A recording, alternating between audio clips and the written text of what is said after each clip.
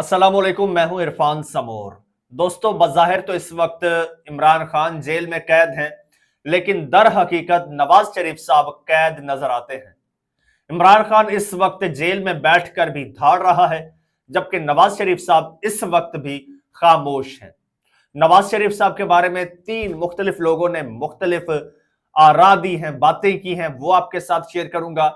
उसके अलावा मैंने जो देखा है वो आपके साथ शेयर करूंगा। और एक शख्स 450 किलोमीटर लॉन्ग मार्च करके नवाज शरीफ साहब के पास पहुंचा, उसके बाद क्या हुआ ये मंजरनामा भी आपके साथ शेयर करूंगा। एक एक चीज आपको बताऊंगा, लेकिन उससे पहले नए आने वाले दोस्तों से गुजारिश है कि ये चैनल आपका अपना है। अगर अभी तक इसको सब्सक्राइब नहीं किया तो सब्सक्राइब लाजमी कर लीजिए और बेल आइकन पर क्लिक कर दीजिए, ताकि हर नई आने वाली वीडियो टाइमली आपको मौसूल हो जाए। दोस्तों, नवाज शरीफ साहब कौन है? नवाज शरीफ साहब पाकिस्तान की रूलिंग पार्टी के प्रेसिडेंट हैं। कौन? पाकिस्तान की रूलिंग पार्टी के प्रेसिडेंट हैं।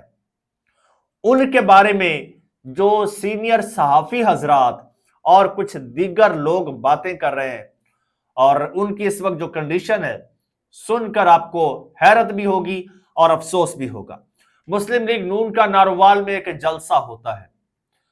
गालिबन इलेक्शन को 1 साल हो गया है, 1 साल से 2-4 रोज ऊपर हो गए हैं, और हुकूमत बने भी तकरीबन साल होने वाला है। तो नून लीग ने एक जलसा किया, जिसे वो अजीमुशान जलसे का नाम देते हैं, जिसमें एक बार फिर जलसे का आगाज नवाज शरीफ के नाम से हुआ। कैश करवाने की कोशिश की गई, लेकिन नवाज शरीफ साहब की आमद नहीं हुई, मुंह दिखाई नहीं हुई। ये एक अलग स्टोरी है। 450 किलोमीटर सफर की एक अलग स्टोरी है। मेरे ख्याल में पहले 450 किलोमीटर के सफर की कहानी आपके साथ शेयर करते हैं। ये वाकया कुछ यूं है कि ये एक साहब हैं, शाइस्ता खान इनका नाम है। इन्होंने एक तस्वीर अपनी लगाई है। ये यंग सा लड़का है, कोई 17-18 साल का होगा। उसने बैकपैक पहना हुआ है और डाइवो बस के पास खड़ा है। उसने लिखा है कि जी, कायद की सरजमीन से मुलाकात के बगैर वापस जा रहा हूं। 27 जनवरी को मैंने डेरा गाजी खान से लाहौर तक नवाज शरीफ, शहबाज शरीफ और मरियम नवाज की मुलाकात के लिए पैदल मार्च शुरू की है। आज मैं मुलाकात के बगैर वापस जा रहा हूं। बहुत अफसोस की बात है कायद, मैंने 450 किलोमीटर सफर पैदल करके, इतनी मेहनत से मैंने 450 किलोमीटर सफर पैदल किया, फिर भी आप एक नजरियाती वर्कर की ख्वाहिश पूरा नहीं कर सकते। यह मेरी जिंदगी का स्याह तरीन दिन है। बिल्कुल पार्टी में नजरियाती वर्कर्स का कोई हैसियत नहीं है। मेरा जुर्म क्या था? आपके साथ सिर्फ बड़े लोग मिल सकते हैं। नजरियाती वर्कर्स सिर्फ जिंदाबाद और मुर्दाबाद के लिए आज आपने सिर्फ मेरा नहीं, हर नजरियाती वर्कर का, हर एक एक वर्कर का दिल आपने तोड़ दिया है। शाइस्ता खान। इस पर जी पाकिस्तान तहरीक इंसाफ के रहनुमा हैं आमिर मुगल साहब, उन्होंने रिस्पॉन्ड किया है। उन्होंने कहा है, प्यारे शाइस्ता खान, आपका लीडर नवाज शरीफ कड़क मुर्गी की तरह अंडों पर बैठा हुआ है, और जब से लंदन से डील करके वापस आया है, तब से बंदूकचियों ने उसके मुंह पर छिक्का चढ़ा रखा है। वो सिर्फ इस मुंह से सिर्फ सांस ले सकता है। बकाया वॉशरूम भी हवालदार साहब की मर्जी से जाता है। इक्तदार के बदले वो इज्जत, गैरत, हमीयत, जुर्रत सब कुछ गिरवी रख बैठा है। अब इस बात को देखा जाए, फिर इसके बाद सीनियर साफी शिराज हसनात की बात को देखा जाए, जिसने कहा था कि नवाज शरीफ साहब का मुंह बंद कर दिया गया है, नवाज शरीफ साहब को खामोश करवा दिया गया है, आपने किसी किस्म की कोई बात नहीं करनी। और ये जमानत है मरियम नवाज साहिबा की सीएमशिप की। चीफ मिनिस्टरशिप जो है वो मरियम नवाज साहिबा को दी गई है।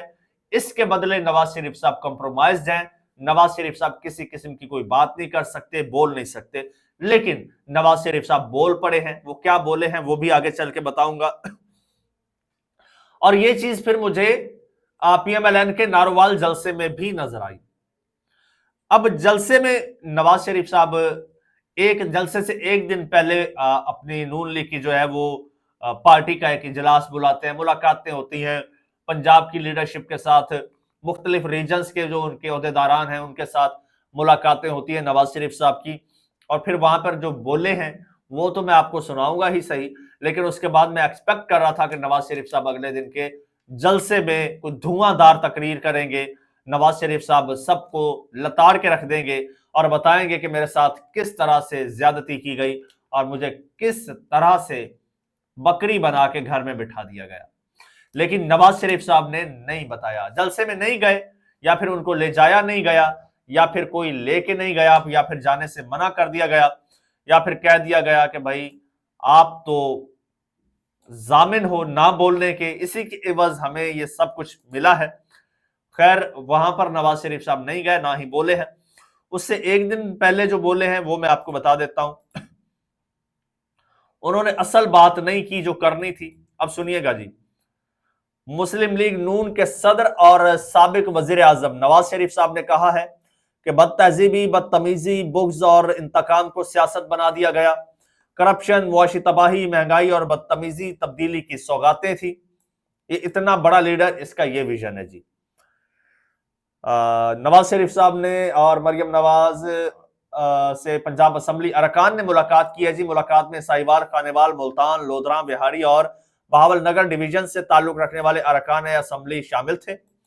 नवाज शरीफ साहब ने कहा कि बदकिस्मती है कि तरक्की करता मुल्क पटड़ी से उतार दिया गया और सियासत में गंद डालकर उसे तबाह किया गया।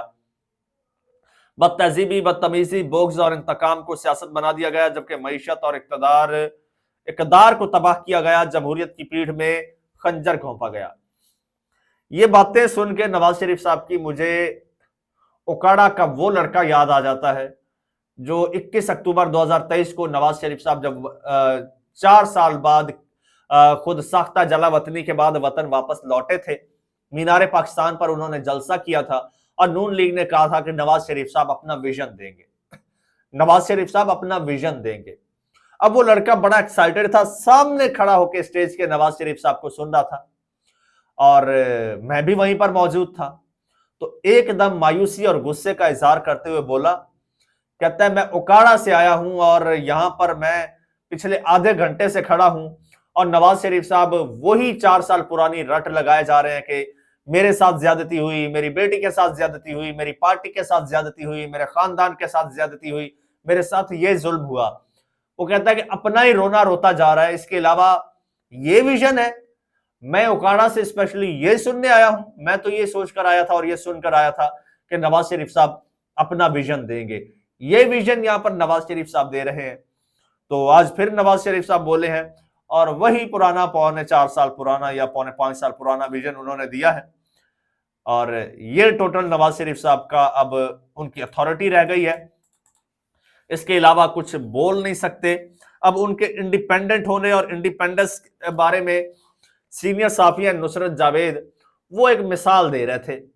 मिसाल तो उन्होंने दी और उन्होंने कहा कि भाई आसिफ जरदारी साहब ने एक तारीखी जुमला कहा था कि तुम तो 3 साल के लिए आते हो, हमने हमेशा यहां रहना है, हम तुम्हारी ईंट से ईंट बजा देंगे।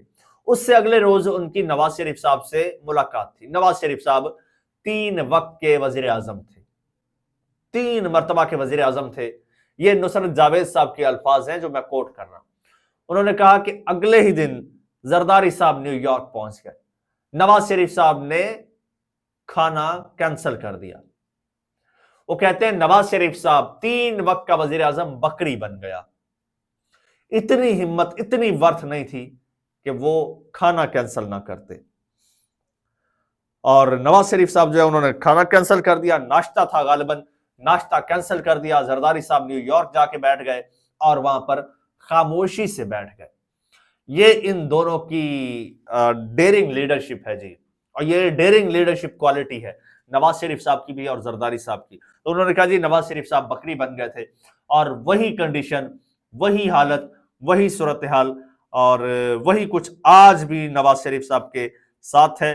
आज भी नवाज शरीफ साहब जो है वो घर में बैठे हैं, बज़ाहिर मुक़य्यद बैठे हैं, शाहिद मेतला सीनियर सहाफी हैं, उन्होंने नवाज शरीफ साहब के बारे में जो है उनकी बड़ा एक उनको पोर्ट्रे किया है। वो कहते हैं जी लीगी सहाफी हर 2-3 महीने के बाद नवाज शरीफ पर टाकी शाकी मारकर पेश करते हैं कि बहुत अहम है। नवाज शरीफ सियासत का बाईं जानिब लगने वाला वो जीरो है जो जितनी बार मर्जी लगा ले उसकी कोई हैसियत नहीं होती। और वो कहते हैं मरियम नवाज की सियासी हैसियत तो मनफी जीरो है, जिससे जीरो होने के लिए भी बहुत मेहनत की जरूरत है। वो तो हम देख भी रहे हैं। सूबा जो है वो कोई और चला रहा है और तकरीरें मरियम नवाज साहिबा को कोई और लिख के दे रहा है। मरियम नवाज साहिबा की क्वालिटी यह है कि वो तकरीर अच्छी पढ़ लेती है। दोस्तों चैनल आपका अपना, अगर अभी तक इसको सब्सक्राइब नहीं किया तो सब्सक्राइब लाजमी कर लीजिए, बेल आइकन पर क्लिक कर दीजिए और मुझे इजाजत दीजिए। अल्लाह हाफिज।